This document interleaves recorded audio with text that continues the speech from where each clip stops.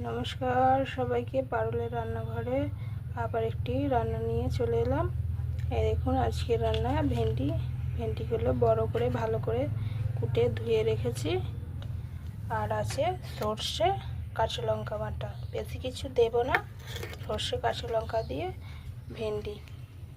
তো চলুন গ্যাসটা অন করি, আপনারা খেয়ে দেখবেন।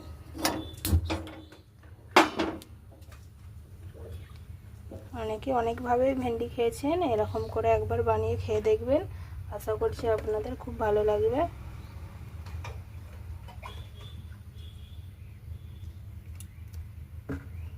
তেল দিয়ে দিলাম,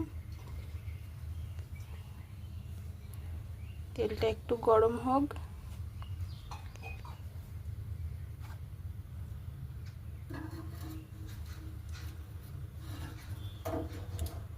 হয়ে গেছে, এবার দিয়ে দেব কেটে ধুয়ে রাখা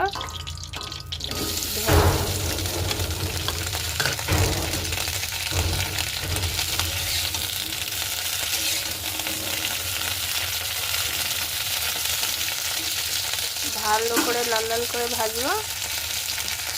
এর মধ্যে দেবো একটু লবণ, দিয়ে দিচ্ছি একটু লবণ দিয়ে ভালো করে ভাজবো।